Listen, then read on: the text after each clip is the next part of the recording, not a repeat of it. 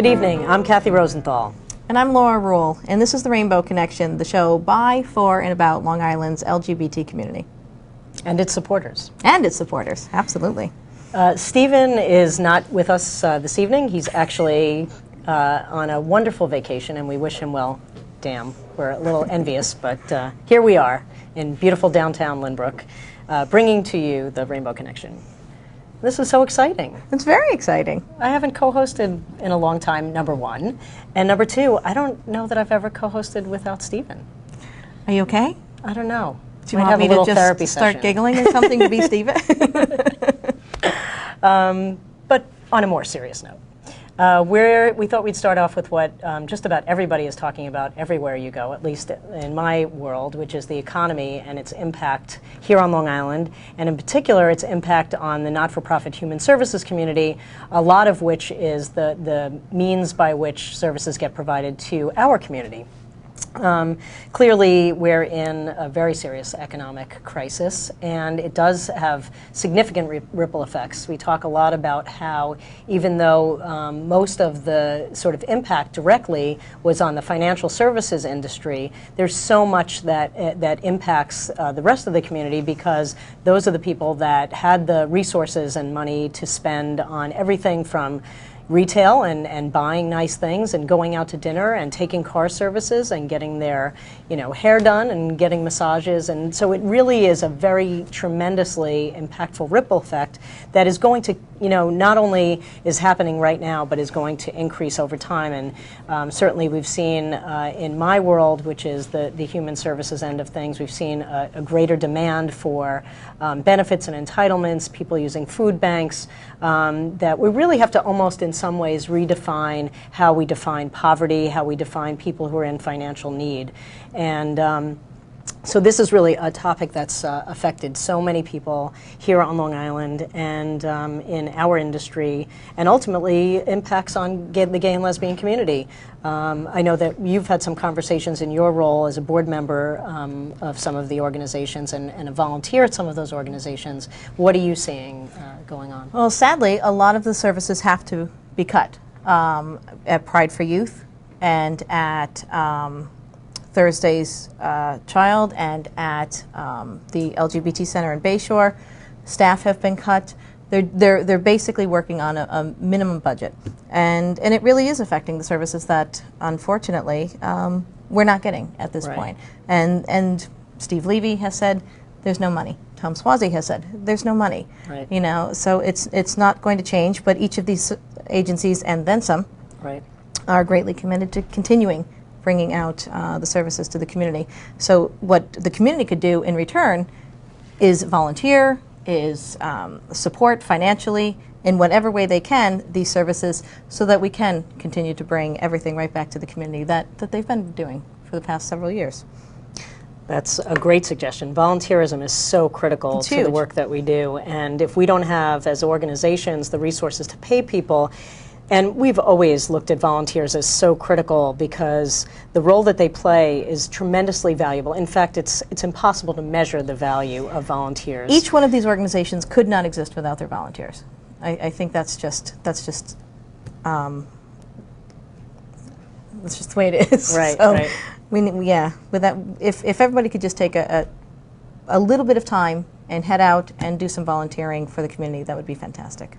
And as services are more and more needed by the sector, the funds are much more in jeopardy, whether they're public funds through the government, any layer of government, and certainly we've heard a lot from the county executives, as you said, in both Nassau and Suffolk, and Tom Swazi is just now about to cut significantly youth services, aging services, and it's really affecting all of our organizations across the board. So do that. Please. Okay, and are we going to Rainbow Light, or are we staying on Rainbow Heavy? Let's do a little Rainbow Light for a moment. Let's do a little Rainbow Light. Couple organizations that are doing some remarkable work around Long Island. The Long Island Community Fellowship is about to commence building the largest church in the Northeast for the gay community. This past Sunday, they had a meeting to move that forward, and with any luck, this coming summer, they'll be breaking ground and getting going on that project. So that is remarkable. The New Century Singers, and Kairos in particular, which is their small choral group, is looking to give back to the community by doing some benefit concerts. So if anyone is interested in having the New Century Singers do some sort of fundraising for their agency, it's newcenturysingers, I think, .org.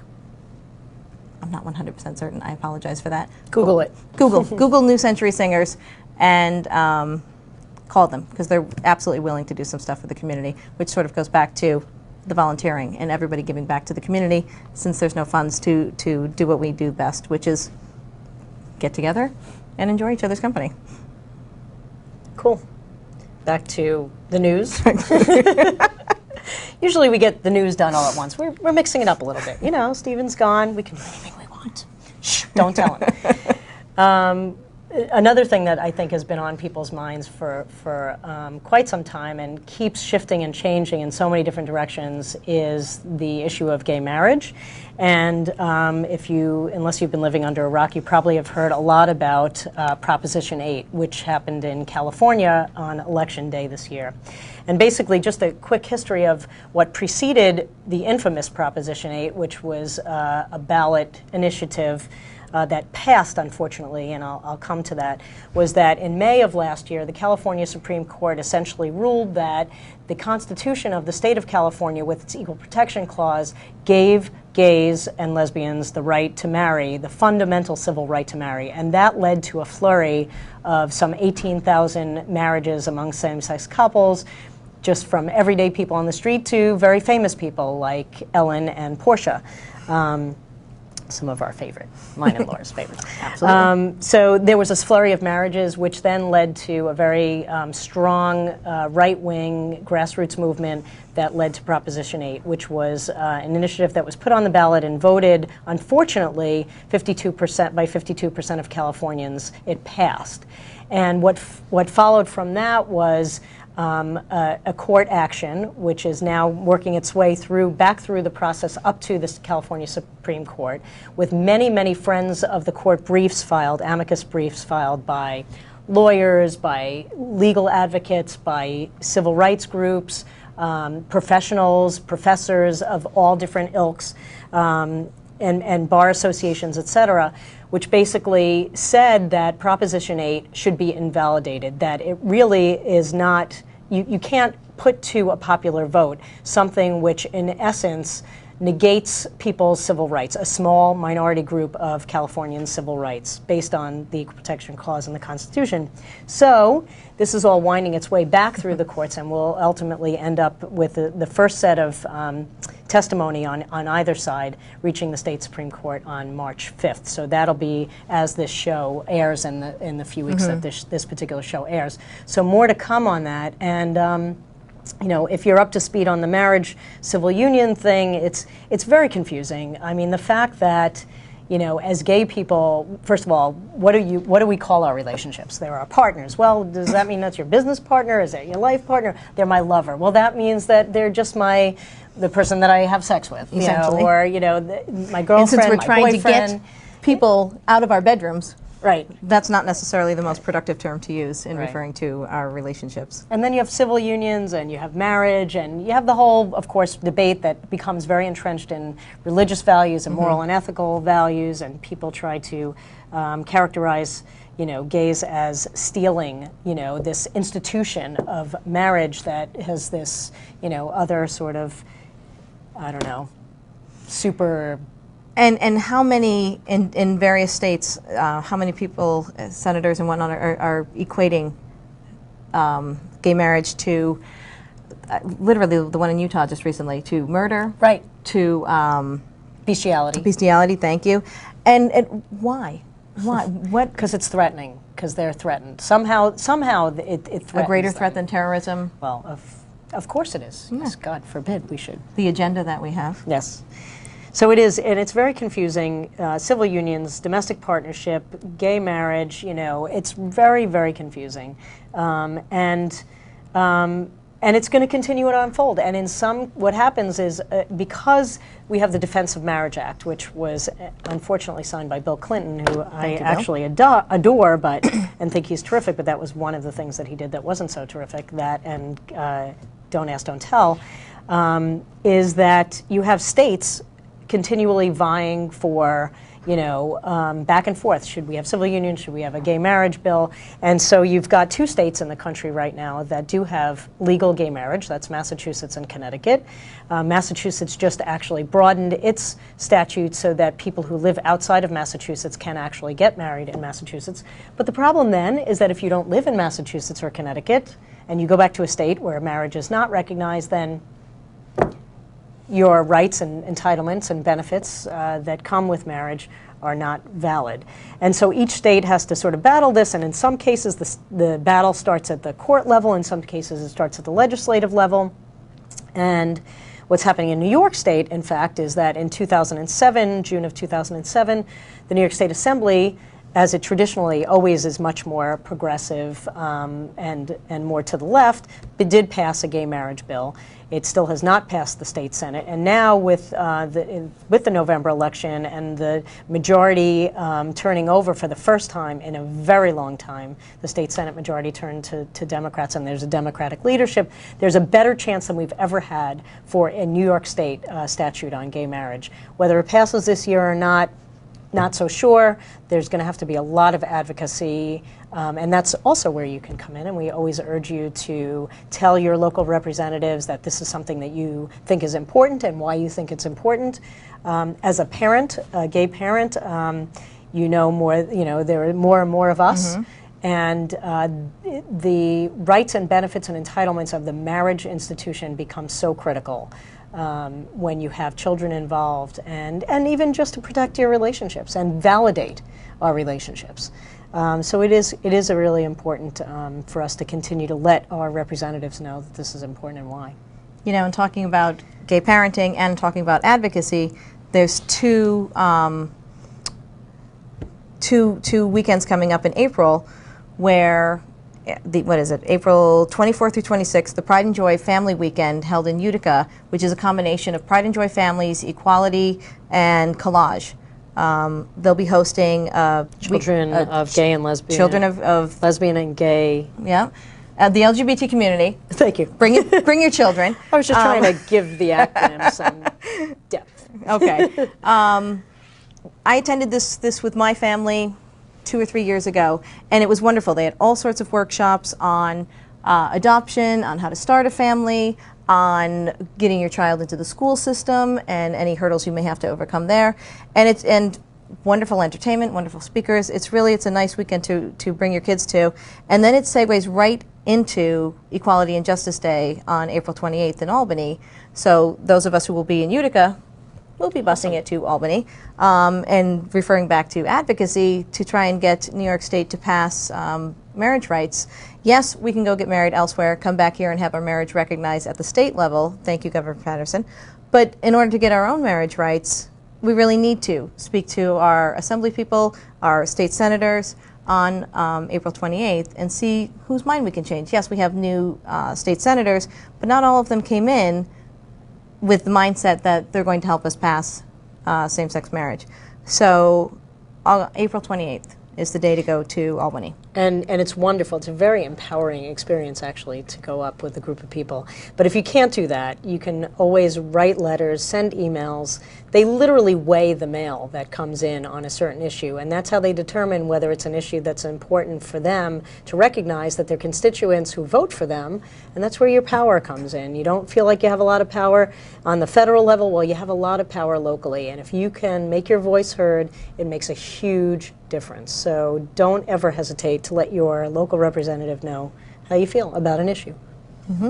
Unless you disagree with us, then just don't say it. Then hush. So you want to go back to Rainbow Light? Yes. Rainbow Light. I think we need a little... little levity? Yeah, no, a little icon, a little... a little, well, we could take the Rainbow Bright. Rainbow Light. The Rainbow Bright, like little thing. And is that Milton Bradley or something? We might need to check with them. I don't know. Yeah. I'll give him a buzz. Anyway. I don't know. Rainbow Light. The Oscars were just recently, and Milk won for Best Actor. Sean Penn won for Best Actor, which if you haven't yet seen Milk, please go see Milk. It's fantastic. Both the movie and the documentary, which has been playing on HBO and possibly PBS, I'm not sure. Phenomenal, absolutely phenomenal. Sean Penn, kudos to you. He did an amazing job with this and with really honoring Harvey Milk, which actually honoring Harvey Milk will be honored posthumously April 18th at the LGBT Center's Gala Awards. The screenwriter for Milk was honored as well. He received an Oscar and did this so moving acceptance speech, really inviting all LGBT youth to feel much better about themselves, which was, I'm not doing it justice, it was such a moving speech. Find it on YouTube. It's fantastic. Also on Rainbow Light, L Word, the entire series is coming to a close. Thank God, on March 8th. I'm thankful that it's, come on, you have I have mixed total mixed emotions about this. I was very sad when Queer as Folk went off the air as well.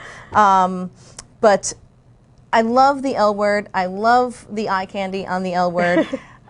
Very curious to see who actually did kill Jenny, and if no one in the cast has killed Jenny, I'm stepping up to the plate and doing it for all lesbians out there. I personally will take care of this because she is just a terrible character. But you know what? I was talking to a friend of mine and saying that she must be a very good actress because you hate her.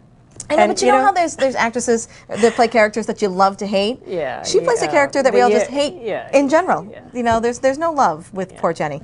I have to say the first season of the show had some very good episodes. Like there was real sort of like political meat that you could sort of chew on, and there were a couple episodes that you really loved, in addition to watching these beautiful women interact with each other. And that was fun. Just in case for we're us on at 9 o'clock in the morning in family time. That's right. That'll never happen. I know. I wonder if that's an accident. No. Anyway, so yeah, the L Word has just gotten so, it's poorly written. It's a horrible script, but it is nice to watch. There are actually some really fun storylines, and there's actually this particular season, I think the best storyline is actually Max being pregnant as a transgender person, and what he is going through in not wanting to experience what it's like his body is betraying him all over again. And I think that's a pretty fascinating storyline, and I'd be very curious to see what our female to male friends think about that storyline. We should actually do a little, we should have Donna on and talk about, I think that would be a pretty cool discussion. Because she's our transgender, expert in residence. It'd be an interesting panel to see what they think. Anyway, so L Word's going off the air. There's a party at R.S. Jones on March 8th. Oh, I didn't to send it on its fair way. Yeah. Right. Yeah, so call R.S. Jones, see if you can get into the big party. There's one in Huntington as well, I think. Do you have to get in? No, I don't think you have to get in. Make your reservations early. How's that? You going? And since the L Word is all about vaginas, this past week we had the vagina monologues at the LGBT Center to raise money for the Anti-Violence Project. The cast was absolutely amazing, and what really gave it the oomph that brought more awareness to it this year was Assemblywoman Patricia Eddington honoring us with her presence. She was fantastic, so gracious, so generous with her time, and the raising of money for the Anti-Violence Project continues to just be necessary work, because the violence against the LGBT community here on Long Island and everywhere isn't going away. So we did very, very well in that play. Congratulations. Thank you. And if you've never seen the Vagina Monologues, by the way, it is such a phenomenal play. So intense, moving, powerful, funny, really, really incredible. And I've had the pleasure of being in 2 productions as a benefit of using it as a fundraiser, and it's just so. It's so empowering. It's so fantastic. You can't really describe the energy until you're actually in it. Both whether you're on stage or whether you're in the audience, because I think the energy flows back and forth, and it's quite the experience. But we're gonna take then the cause of the Anti-Violence Project and the discussion of violence against the LGBT community and continue that for the rest of the evening. Go ahead. In a panel discussion, we have, who do we have with us for the panel discussion?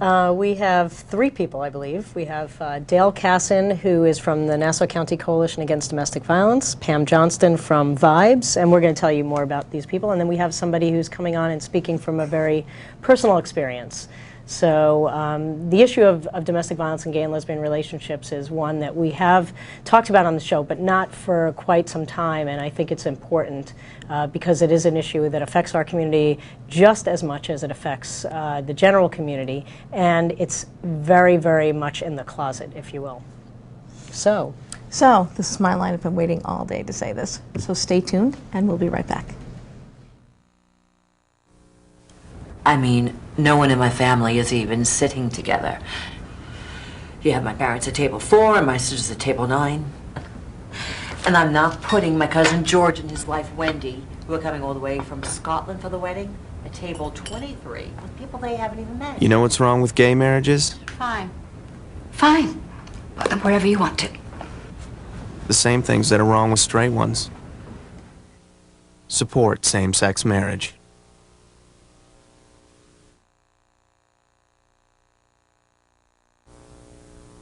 Are you gay and Catholic? Have you wondered if there was a church where you can maintain your Catholic identity, yet still be free to be the gay man or lesbian God created you to be? If so, we invite you to join us at Prince of Peace. The Prince of Peace Independent Catholic Community is a welcoming, affirming, and inclusive family of Catholics who welcome you as you are. Prince of Peace meets for Mass every Sunday evening in Syosset, so why not join us this week? Visit our website at www.princeofpeace-li.org. Prince of Peace, welcoming, affirming, and inclusive. Not affiliated with the Roman Catholic Church or the Diocese of Rockville Center. welcome back. We're here to talk about a very important issue, but before we do, I have to say, between Mike and I, hopefully we'll get right about which camera we're looking at. Anyway, for those of you who caught the previous segment, you'll see that for the end of it, I was looking at the wrong camera. Suffice it to say, we'll try very hard not to replicate that end of the last segment. But back to being serious, or as we said in the earlier segment, Rainbow Connection, heavy, dark, whatever. We're here to talk about a very serious issue, an issue that unfortunately affects the gay and lesbian, bisexual and transgender community as much as it does the general community, which is the issue of domestic violence or family violence. And it is, unfortunately, tremendously prevalent across the board, that in relationships violence occurs. It occurs in many different ways and shapes, and we're here to talk about the issue because it does affect the gay and lesbian, bisexual and transgender community. And so we have with us in the studio two professionals, and as well, I actually have done quite a bit of work in the area of domestic violence, so I'm going to speak from that perspective as well, and somebody who's come to share with us a personal story which is so critically important to help us understand the issue from a different point of view. And so let me introduce our guests. First, we have Dale Casson from the Nassau County Coalition Against Domestic Violence, and I'm going to let you tell our audience what it is that you do and your title. We have Pamela Johnston, who's the Executive Director of Vibes, the Victims Information Bureau of Suffolk, and your tagline to Vibes. I'll let you tell us about that.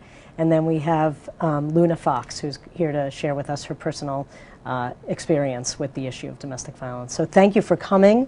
You know, I think that one of the things that we know is that the issue of being a gay and lesbian, bisexual, or transgender person has with it so many, you know, for those of us who are not comfortable being out of the closet, being, you know, public about who we are and what our relationships are like, this issue in particular has so many more sort of layers of problems, challenges, and so I want to bring all of those issues out. I want to help our audience know that this issue does occur in domestic violence. Domestic violence does occur in our relationships, and so it's important for people to know that so that they'll come forward and they'll maybe save themselves from a dangerous situation. And I want them to know what the resources are. So that's what we're here to talk about. Why don't we start with you, Dale, if you could tell us what you do at the coalition and then what you think is most important for our audience members to know. Well, thank you for including us. I appreciate that. I am a social worker, a licensed social worker at the coalition, and also the project coordinator for the education department which is one factor of the coalition, which is responsible for community education, and I do professional training as well.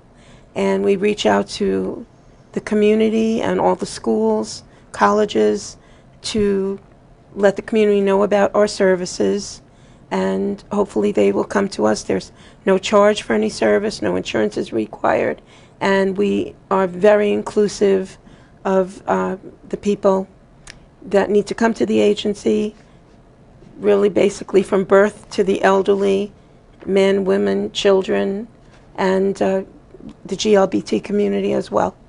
That's great. So thank you. Thank you. Pamela? I'm Pamela Johnston, again, as you said. I've been at Vibes for 22 years. I've been working in the domestic You were violence. like 10 when you started? Well, you're so kind. It's very sweet of you. I like when people do that for me. So. Actually, I began working with domestic violence many years ago, about over 30 years now, in the mid-'70s when the movement was just starting. And I would like to say here officially that I would say lesbians really founded the the battered women's movement, as we called it then. We've kind of, you know, the language for all of this is always shifting. Which is something that's important for us to touch on, so let's not forget about that, because language is very important. It is. Yeah. Sorry to interrupt. And Vibes is a family violence and rape crisis center. We provide counseling, advocacy, court accompaniment. As the Nassau Coalition, we see children as well as the elderly.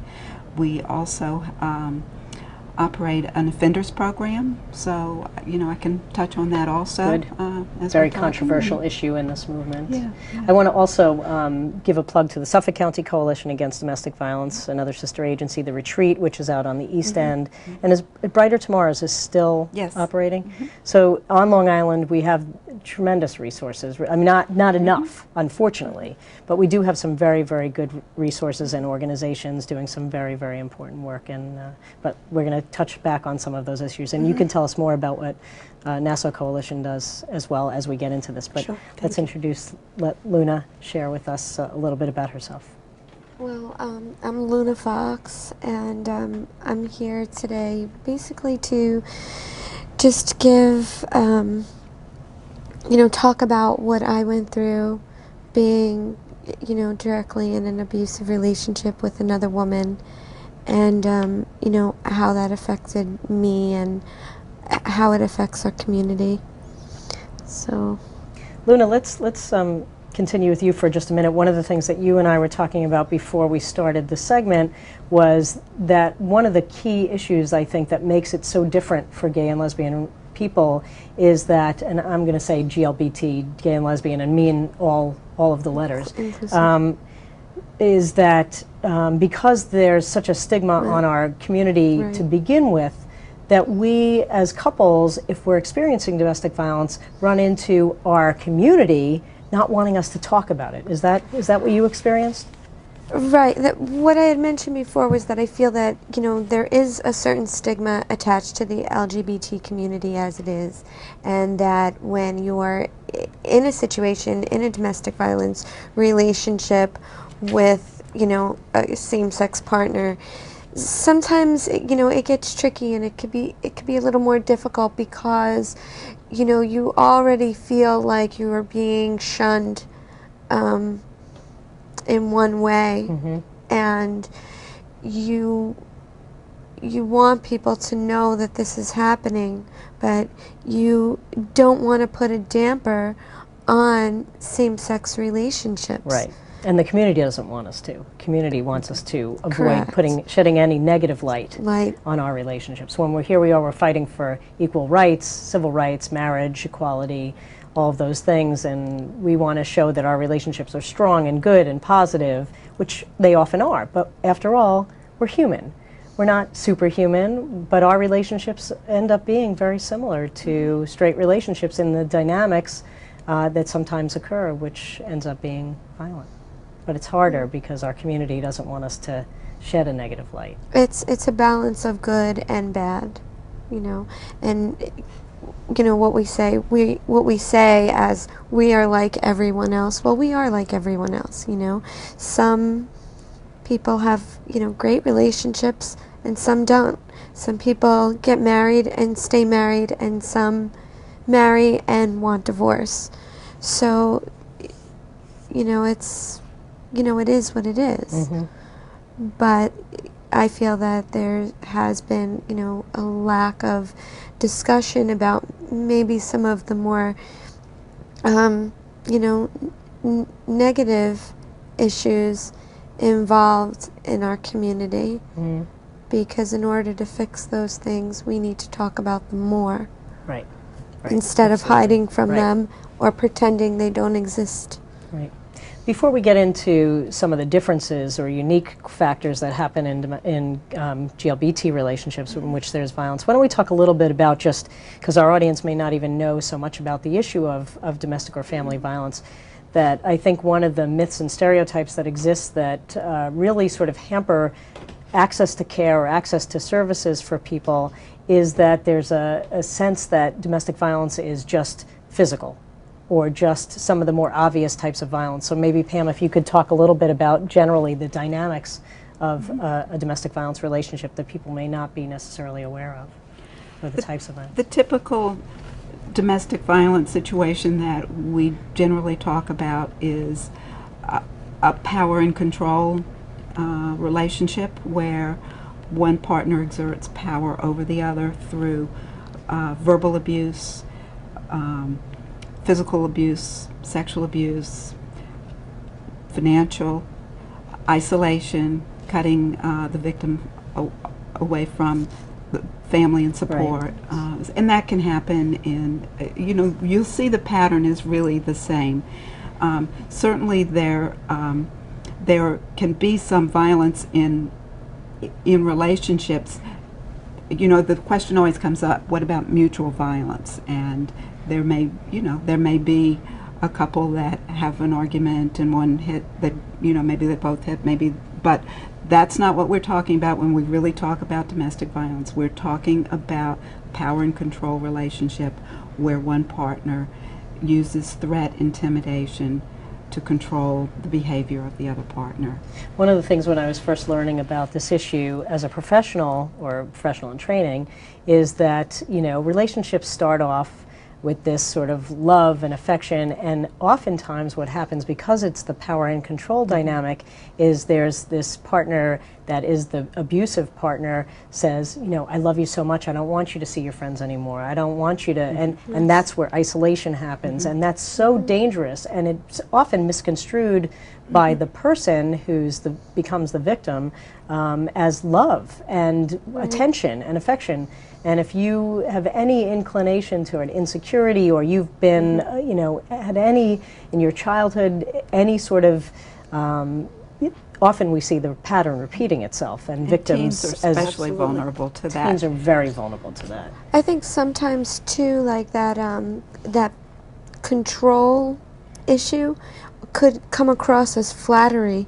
Right. In a way. Right. You feel good about, oh my God, this person loves me so much, they don't want me to be away from them. Right, they want me all to themselves. Right. And so, you know, that's a very easy way to slip into a relationship like that, because you don't recognize it immediately. The red flags don't come up right away.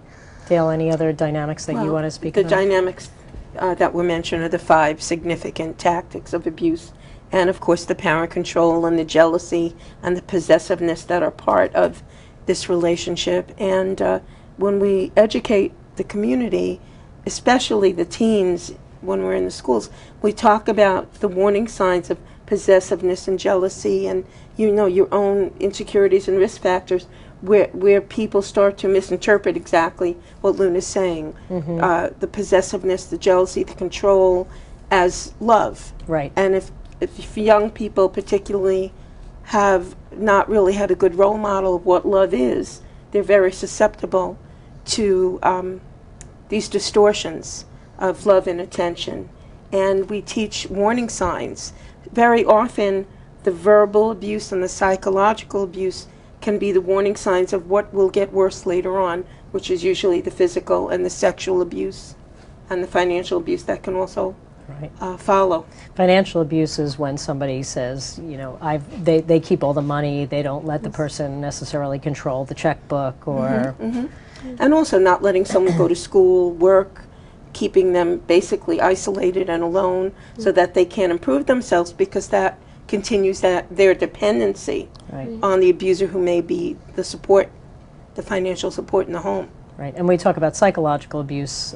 Oftentimes what happens is this really sort of crazy-making dynamic, and a lot of blaming happens. So it's your fault, you're ugly, you're stupid, I mean, that's the verbal abuse, but it psychologically completely turns somebody upside down and makes it very hard for them to not blame themselves. And Victims often say that's the worst. That's worse than the physical abuse, the psychological abuse. I've heard that many times. It's very frightening, because it's all the threats.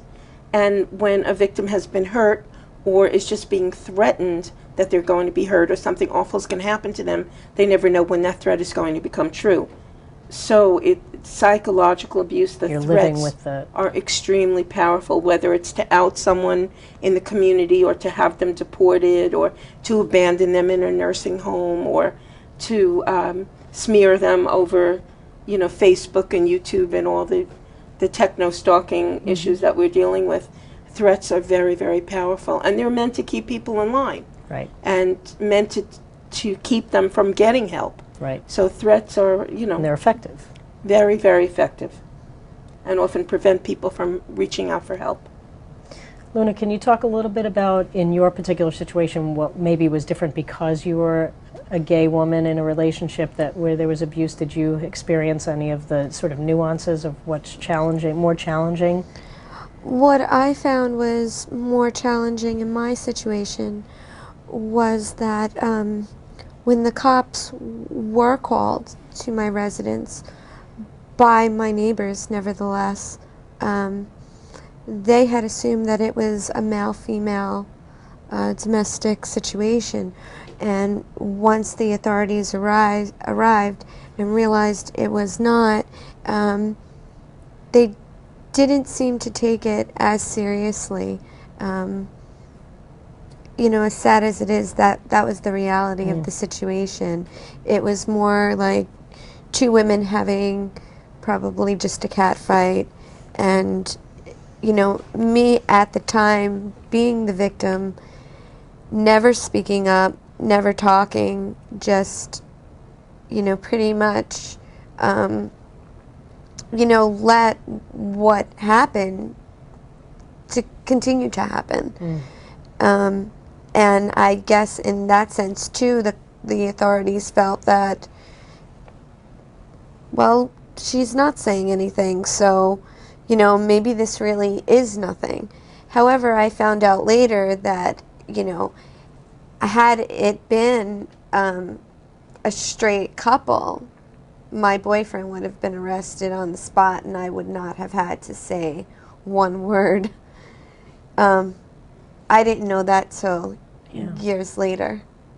But I was so battered at the time, I thought it was obvious that I was the one being beaten because of my appearance and, you know, torn clothes and chunks of hair in my own hands, you know, and the cops pretty much brushed it off. You know? I think that, you know, one of the challenges, as you just articulated, is who's the victim and who's the abuser. It's much less obvious. I mean, in our culture, and when we look at the statistics, you know, overwhelmingly in straight relationships, men batter women more often than women batter men. Not that it never happens, but it happens way, way less often. And so one of the challenges, I think, for providers and law enforcement is to really decipher, you know, it's just less obvious, you know, who the victim and who the victim and who the abuser is. I think the laws are there. It really is about the enforcement and training officers in all types of domestic violence situations. Right, absolutely. And that way it'll, you know, it'll help and make them more aware, so they're not in shock and don't know what to do when they're presented with a situation like that, and people don't continue to be heard. Right. One of the things that happened recently that was very, very good is on the legislative front. They finally passed, after how many years of advocating? 20 years. 20 years. Can you talk a little bit, Pamela, about the family expansion of definition? Well, and what that means? The Family Court Act, well, I'll back up. In order to get an order of protection or any kind of legal protection at all, you need an order of protection. That's just one. That's like the first step in getting protection, and you can get that either in criminal court or in family court. But if you were not married or related by blood or had a child in common, you couldn't use family court. So there was no civil remedy for getting an order of protection. And year after year after year, we went to Albany and lobbied for that. And finally, last year, that changed. So now people who are not legally married can go to family court and get an order of protection, and that also has spilled over into the arrest law. New York State has mandatory arrest, so that if the crime is seriousness, if the abuse is serious enough to reach a certain level, they must, even if Luna hadn't said, oh, this is what she did to me and I'm the victim, they would have to make that arrest now, because that law now applies to same-sex couples as well as cohabs of any type. Right. So that was a major change. breakthrough in New York. I'd also like to add to that one of the services of the coalition is that we're constantly working with the Nassau County Police and the local police to do training with them and to keep interfacing with them so that we have an ongoing relationship. And if the police are called to an incident and don't intervene appropriately or give the victim a copy of the domestic violence incident report, which they will need to help document what's going on when they go into court, that we can intervene with the police and try to get the documentation that you need and the intervention that you need, so that the intervention is appropriate, whether it's a GLBT couple or anyone else.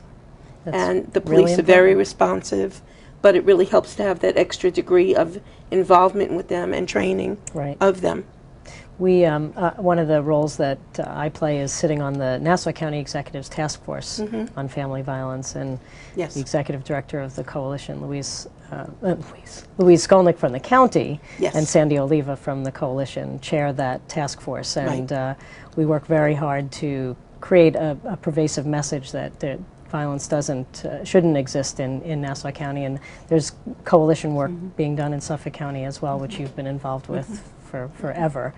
And those are really important ways in which we can continue to create awareness, but it's almost always focused on, the assumption of heterosexuality, which is how we function as a culture, I think. So, we do this show and focus the light a little bit differently and widen the perception a little bit so that I think we're all in a process of evolution. The law's changing, the court reflecting a change that was lobbied for, bringing awareness to everyone who intervenes, because I've heard stories of young men who were battered and claimed that, they weren't believed because we always think of the woman as the victim and so forth. So I think everyone is in a constant state of evolution and looking at the relationships and the abuse in a better way, when things happen. Right.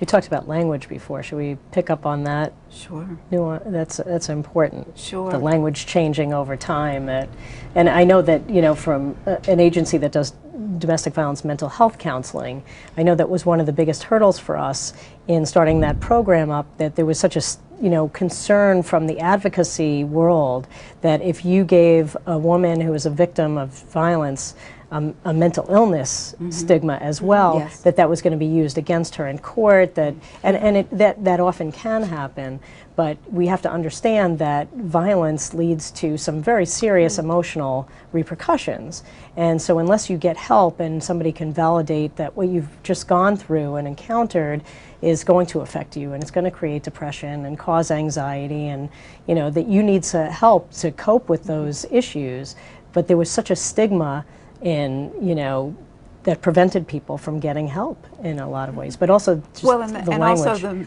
mental health is another layer of oppression. The Right. mentally ill, Right. like the GLBT community, like the African American community, like immigrants, that's another oppressed community. So you're really piling on all of those oppressions and, Right. and misunderstandings. And I do think we're coming a long way.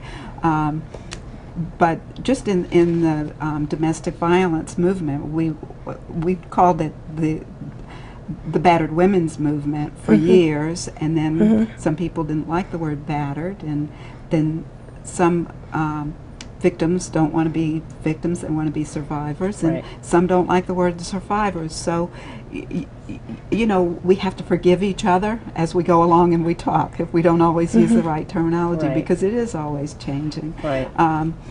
Domestic violence is commonly used. At Vibes, we've started talking about family violence, which usually implies child abuse is Right. part of that, and Right. that is And because elder we abuse. do, and elder abuse, because Right. we do work with abused children, we do work with abused elders, but it is always changing, and the Centers for Disease Control uses the term interpersonal violence, IPV. So Right. that's the new Intimate partner violence. That's the new Yeah. acronym. But usually, I think when we use domestic violence, it kind of it still refers, at least with among us professionals, it still implies that power imbalance. That's the violence that we're talking about. Right. Where the power and control is key. One of the other sort of controversial pieces is working with batters, and you run a phenomenal program, a renowned program in the region. Can you talk a little bit about why people have seen that as a problem or as an issue? Yes. Not specifically Yes. affecting our community, but it's important to just talk about. Well, it has a rocky history, partly because the research on the effectiveness of what we call batterers program, another controversial word, but we'll use it. It's the statistics are all over the map. There's a lot of research, and some of it shows that programs are effective, some that they're not effective. Right. Most responsible surveys shows what the effectiveness level is. We cannot ever promise a victim of domestic violence that the abuser is going to be cured in some way. The most effective programs, I think, and this is the model we use at Vibes, is an accountability-based program. It works best when there is a court mandate, when the people who are attending the groups, it's a group program because the members of the group reinforce the lessons that they're learning. So it's educational and it's accountability based. So they know this is a crime. Right. It is a crime. It's it's not a bad behavior. Right. It's not anger I got management. right. I'm not. Right. I drank too much. I got out of control. Yeah, no excuses. It's a crime, and you can go to jail for it. Right. Sadly, not too many abusers do go to jail until they do, they get it's out. very severe. Right, until right. it's very severe. And they get out very quickly. But I think the programs are important because realistically, in our legal system, everybody's not going to go to jail, and you know what? Jail is only temporary. Right. So something else has to go. What the part of the program that works the best for us is our partnership with the Department of Probation, and we run groups together where there's a facilitator from Vibes and a facilitator from Probation, and everybody in the group is on probation. So what they're doing outside of the group is reinforced by their visits to the probation officer. Sorry. I've got a really bad tickle in my throat. Can you talk a little bit about maybe some of the specific programs? I know you've got a very colorful piece of paper. The coalition programs, definitely. Well, as you know, We serve victims really from birth through the elderly, men, women, children, GLBT. We have numerous services. We're really available 24/7. We have a hotline that operates 24/7 so that people can access emergency services, which can be our hospital advocacy program, where we have advocates on call to go to any hospital in Nassau County to assist a victim of dating violence, domestic violence, rape and sexual assault, to have a hands-on supportive approach as needed in the emergency rooms. If people are needing to flee, our hotline staff will arrange for an intake and a screening so that people can be placed in our safe home 24/7. Other appointments can be made for counseling, for legal services. We have court advocates that are also available to assist clients when they're in front of the judge for their court dates regarding orders of protection, custody and visitation issues related to domestic violence. We have a lot of services, some of which are 24/7 accessible. So we take great pride in our agency, all the services, so that even if someone is going to the emergency room after a beating or a rape, they are informed about the follow-up services. The counseling is crucial. Legal services, if they wish, are crucial. And we continue them as our clients for as long as they need our services. Do you specifically have services and programs for the GLBT community, or? They're included in our counseling and all our services. Any services that we have are available to the GLBT community. Our counselors work with the GLBT, just as any of our services are accessible to any victim. Great. And we're sensitive to the issue. We have staff that reflects that community, and we take pride in our services and our evolving services and changes. I'd like to mention something briefly.